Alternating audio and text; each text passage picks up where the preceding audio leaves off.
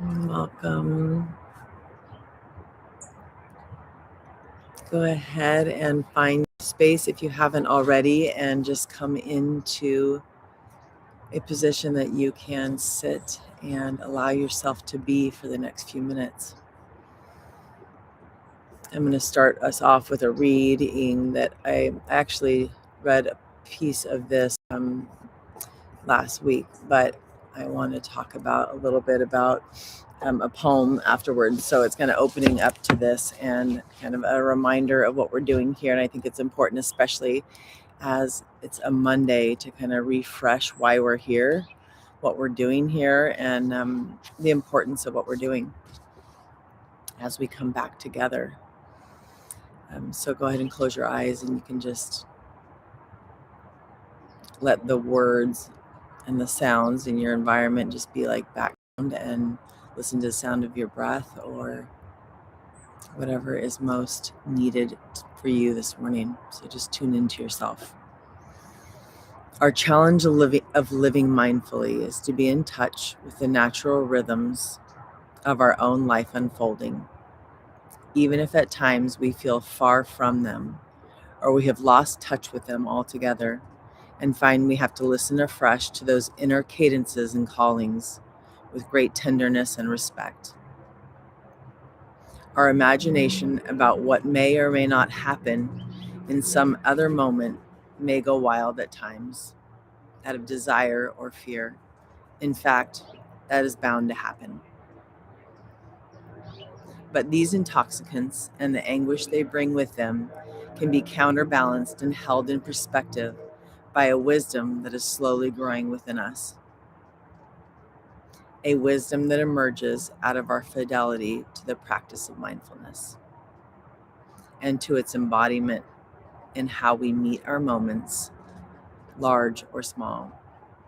It depends on keeping what is most important in mind and recognizing our addiction to doing, and thus perhaps to infidelity, or the fiction that we can balance it all, when all the facts keep telling us that the costs are outweighing the benefits. It depends on remembering who we actually are and keeping in mind whatever we are engaged in doing or fantasizing about missing out on, all of which is colored and distorted by our mindless perceptions, all mere fabrications of the mind, that whatever these preoccupations are, they pale in comparison to this moment that is. So let's just sit with that.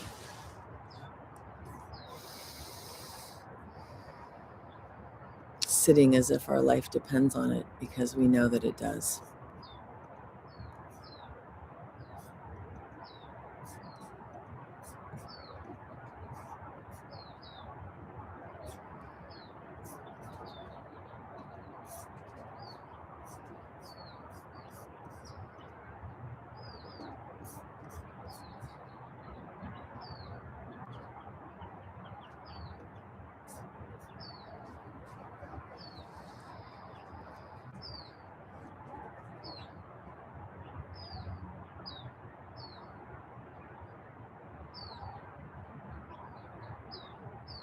Letting our breath bring us back again and again. Remembering there are no distractions, it's just reminders to come back.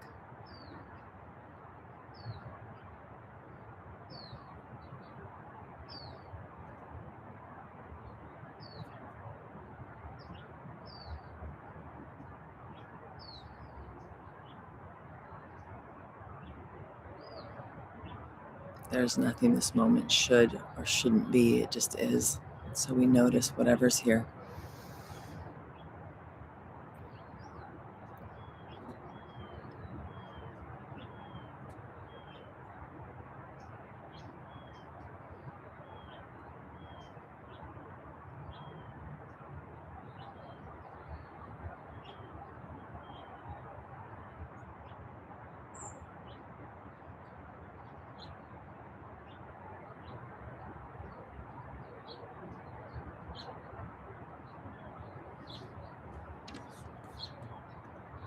Setting down our trying to intellectualize what we're doing and just being with each breath one at a time. Allow it to be as simple as it is.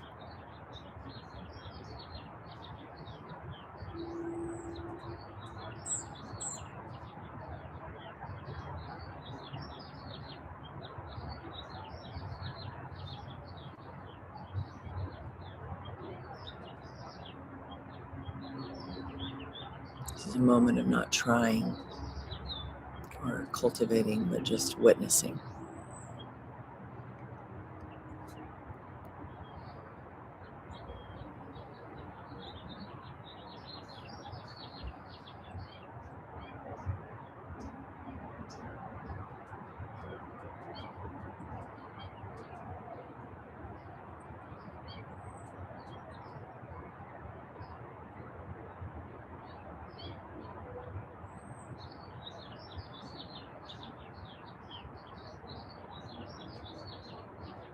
And with your next breath, just starting your body scan, moving through your body.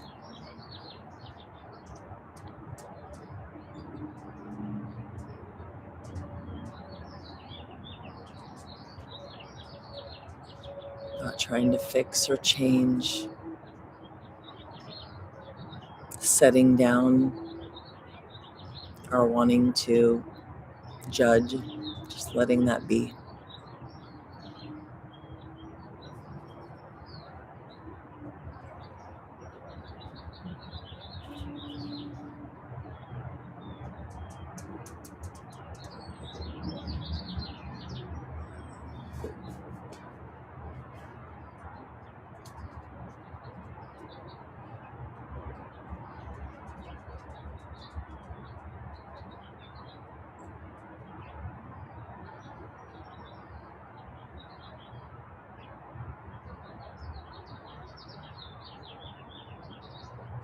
Each part just seen and felt. Tension and ease, temperature, pressure.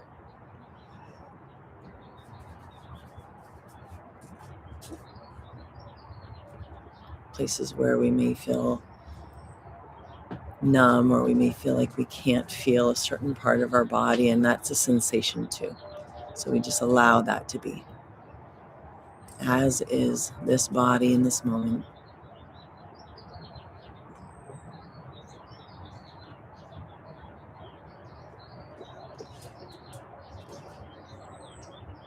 Remembering we are the one who knows exactly what our body needs.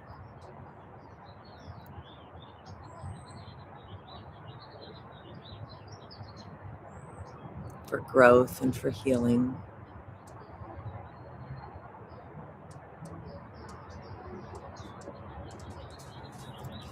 And that the most important thing that we can possibly do for our body, we have just done, and we are doing in this moment. The listening, the paying attention to, the setting down of judgment.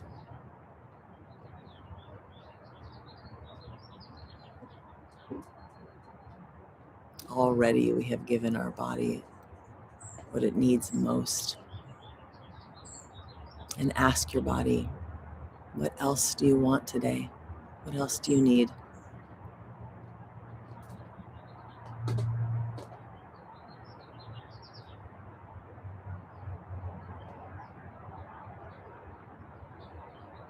And recognizing the significance of what we've just done, this healing that has just happened. Not only in the nurturing of the part of our brain that knows our body, but in our body feeling the unconditional love, the as is allowance and acceptance. Notice what that feels like in your body when we set down judgment, when our body is seen with an open heart. And give your body a big, full, present breath.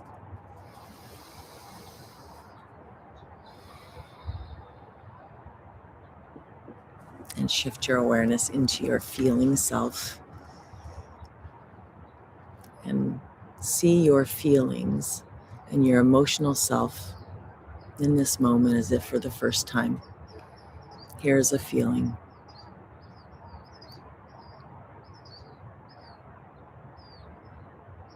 That's showing up and can stay as long as it needs to. Here's what it feels like.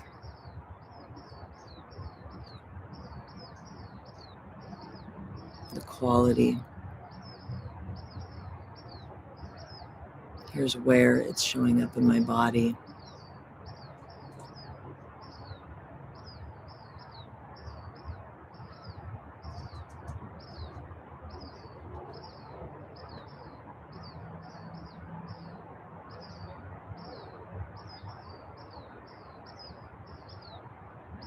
Our emotional self tends to its own healing by being seen,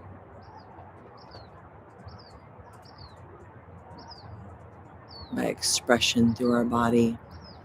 So instead of turning away from or suppressing pain, we recognize it as our emotional self's capacity to move through and to work through feelings. So especially welcoming in emotions that are unwanted. Those are messengers, gifts of healing.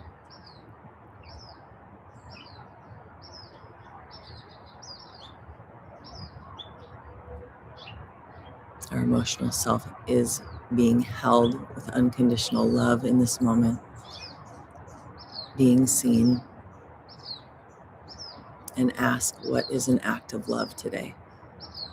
What do you want or need?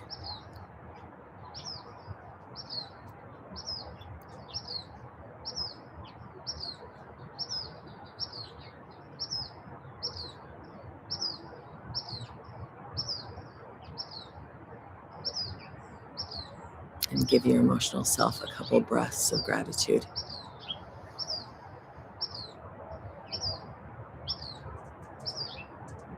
Recognizing the gifts of our childlike self.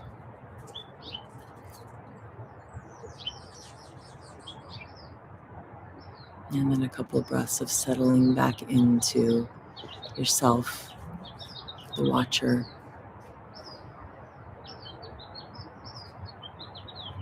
the seat of unconditional love, and shift your awareness into your intellect in this moment. And just watch your thoughts for the next few moments with curiosity.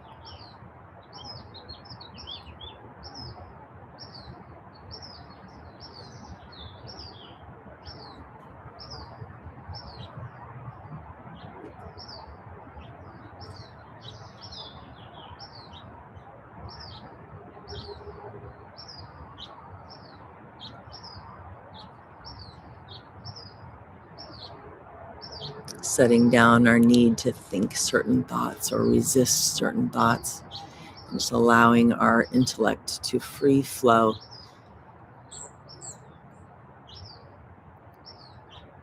The river flowing without us trying to stand in the middle and stop it from flowing. Just allowing it to do what it does. Stepping back onto the bank of the river and allowing our thoughts to just move through. What is the state of your intellect in this moment?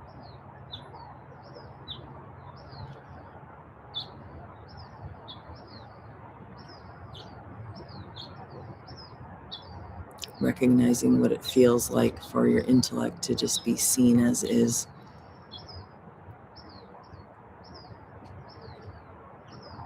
To be held and recognized.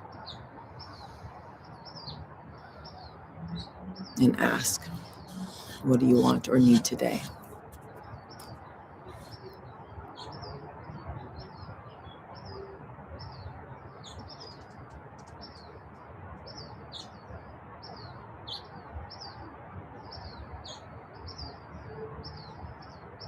And a big, full breath, steeping your intellect with thank you.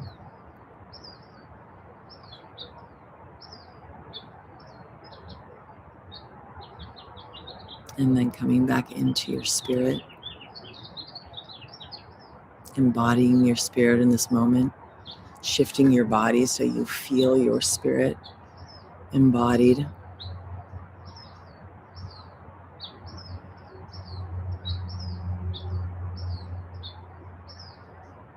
All of these parts of you already seen and held and tended to. And now feet grounded in you. Ask for a message for today. What would you have me know?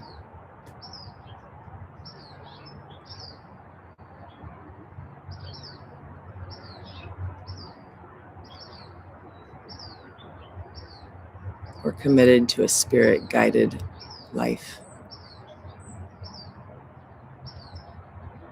And we have the wisdom that it takes. We have everything we already need to know.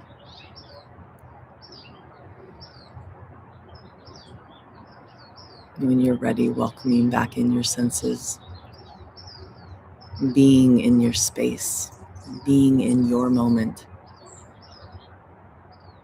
All of your senses alive and listen to. I'm going to read the Mary Oliver poem that I've read before, but I think it's something that we could read every Monday or as a regular ritual, and I think it's important to come home to. And recognizing that what she's talking about, I think to me is misinterpreted as like speaking to some other, like outside of ourselves, but I think what she's referring to is like our own inner voices, the voice of our dark side, of our shame, of our doubt, even of our busyness. That is, I love like the what I read before is like the infidelity is like a busyness is like an infidelity to ourself, to our relationship, to who we are. That's also giving away like our authenticity and our deepest wisdom.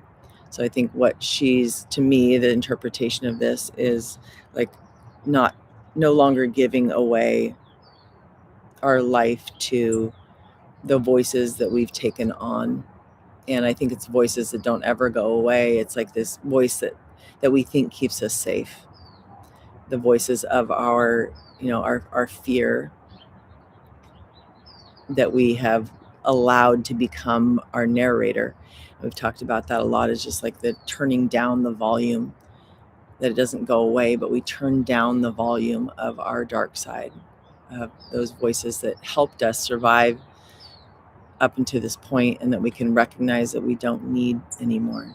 Like, I've got me, this wisdom voice, my spirit, my unconditional love actually has me. And that voice that is sweet and tender and meant to help us, but is full of fear and doubt, is just going to be turned down, and that we can hold that instead. So I'm just going to read this really quickly. So this is Mary Oliver, The Journey. One day you finally knew what you had to do and began, though the voices around you kept shouting their bad advice, though the whole house began to tremble and you felt the old tug at your ankles. Mend my life, each voice cried, but you didn't stop. You knew what you had to do, though the wind pried with its stiff fingers at the very foundations, though their melancholy was terrible. It was already late enough, and a wild night, and the road full of branches and stones. But little by little, as you left their voices behind, the stars began to burn through the sheets of clouds, and there was a new voice, which you slowly recognized as your own, that kept you company as you strode deeper and deeper into the world, determined to do the only thing you could do, determined to save the only life you could save. Beautiful. And recognizing that is exactly what we're doing. We're saving the only life that we can by living from this voice of unconditional love, by moving through our life from spirit and allowing that to be the volume of our life, allowing that to narrate our life rather than that voice of fear and doubt and shame. Saving our own life.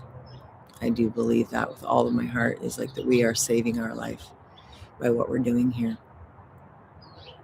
That we can spend our whole life in fear, and instead we're turning that around and living a life that is deep in love and wisdom, peace, and joy. I love you all so much, and I appreciate you being here and starting another week of this wisdom journey together. Lynette, do you mind posting your email again in the chat, because I copied it last time to add it to the email list, and then when I went to paste it, it was like my computer had forgotten it and we were no longer together. And then this morning I sent that the email, if you haven't seen it yet, so that we can start our pleasant events calendar. So if you didn't get it, let me know, and I will in the chat right now, and I'll add you to that.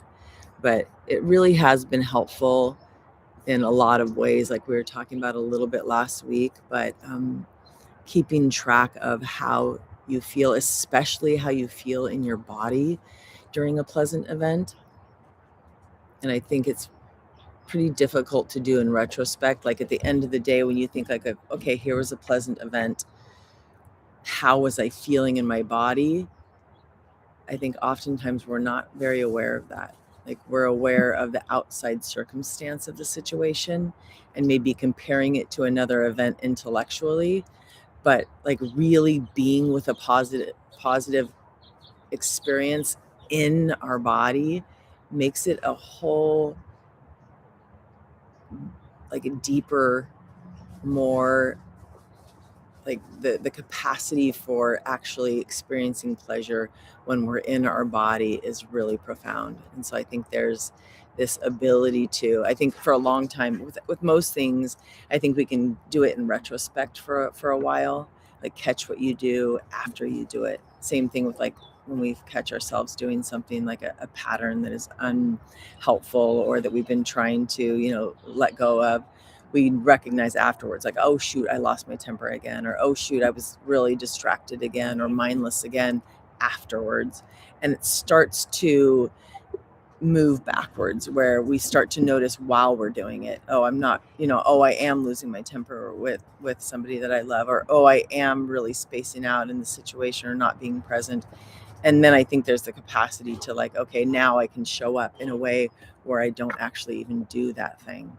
Then I can actually be in the moment. So same thing with this pleasant events is like recognizing afterwards, like, oh, I was enjoying it, but I have no idea what was happening as far as sensations in my body. And then coming to the realization in a pleasant event, like, okay, now I'm in a pleasant moment and I can start to feel that.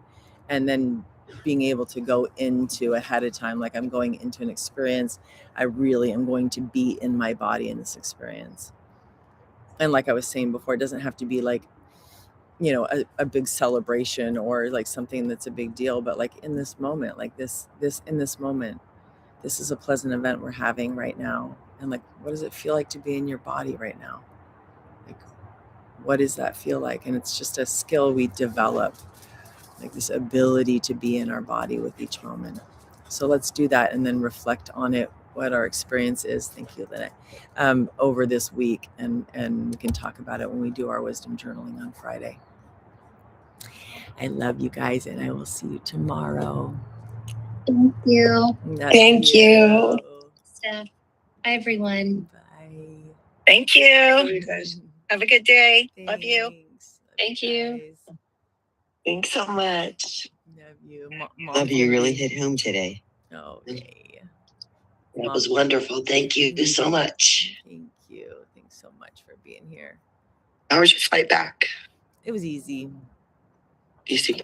Yeah, it was easy. It was uneventful, thankfully.